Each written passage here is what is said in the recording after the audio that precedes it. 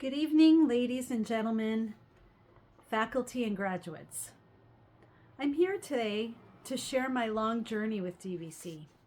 I first came to DVC in 1993. My time with DVC soon fell short when I became distracted and met my future husband. In 1995, I returned to DVC again to take some art classes and business. Confused about what I wanted to do with my life, I couldn't seem to finish what I started. Eager to find my calling, I struggled in keeping myself afloat in my classes, so I paused school. In 1996, I had my son Anthony. As my husband and I became new parents and busier than ever, I was still eager to get back to school. I had my daughter Cecilia in 2000, now a mother of two with a business I developed in 1998. I was constantly asked why I wanted to go back to school if business was good. I wanted to do something that excited me. I returned to DVC in 2010 and took my first architecture class, and something happened. I found something that I was passionate about. As life happens, my father had his first heart attack. My father would have 4 more heart attacks throughout my journey. I paused again. Not finishing what I started frustrated and haunted me more than anybody knew. I couldn't stop thinking about my architecture class, how I felt in class with the other students, how excited and equally as nervous they were. Professor Joe Valdez was patient and down to earth. I received my first A and it felt incredible. It would be 9 years before I returned to school. My son became a Marine in 2014, and my daughter went off to college.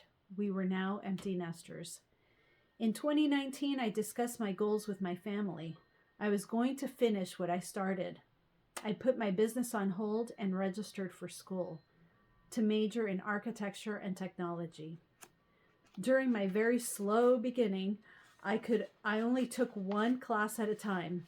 I was 51 in 2019 and had a lot of classes in front of me. My journey was going to be a long one.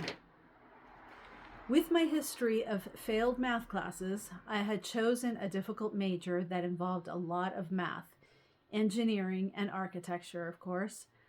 Had I bit off more than I can chew, I was in for the long haul. In 2021, I had an accident and lost part of my finger. Taking online courses during COVID and concerned whether I could have mobility in my hand, the doctors told me maybe in 2 years I could possibly have full use of my hand. I'm patient to a degree, but not when it comes to my mobility. I had full use of my hand within 6 months. I felt like pausing again. Old habits are difficult to break. I have a sticky note below my screen that I wrote for encouragement that says, if the plan doesn't work, change the plan, but never the goal. I wasn't going to ever pause again. My dad has another heart attack and pulled through. I worried for my son Anthony, who was deployed to unknown places, and my daughter, who was away in college.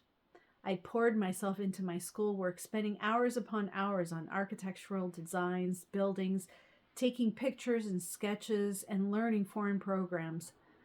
I didn't realize what my future had planned for me, but a storm was coming. In 2023, my daughter had a car accident and fortunately survived.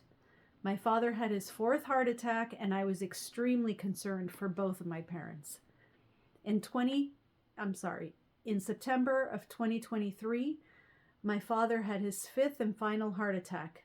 He shocked us and made it through once again. I had just a few classes left. January 8th, 2024, my father died, surprisingly not from a heart attack, if you can believe that. A month later, in February of 2025, my mother's home flooded. Overcome with despair, I tried to be present and supportive of my mother. I took it upon myself to care for my mother's affairs. In September of 2025, my husband of almost 30 years was diagnosed with cancer, and my life shifted. How was I going to cope? How would I tell our kids? Would I be able to support him without breaking down all the time? I would manifest a good diagnosis and successful outcome. We were going to just have to push through and fight it. The first thing my husband said to me is, "You're not quitting school." I'm not going to lie, school was not my first thought. I continued my path. Thank you to my Professor Lacayo and Professor Zippe for their true compassion and true humanity in understanding my situation at the time. Continuing classes while taking my husband to chemo and radiation for 8 weeks straight, doing homework during chemo, often boring my husband with conversations of foundations and structures and differences between cement. He pretended to be interested as I attempted to make him smile. My husband is in remission and has a wonderful prognosis. I'm 56 years old now, and it's been a long journey. It took many years to get here, and I couldn't have done it without the love and support of my family and the understanding of my professors along the way, who made learning fun and exciting and a pleasure to come to school. I want to say to the students that a dream is not a dream unless you fail along the way. The two most powerful warriors in life are patience and time. The 3 C's of life: choices, chances, and changes. You must make a choice to take a chance, or your life will never change. Thank you and congratulations, class of 2025.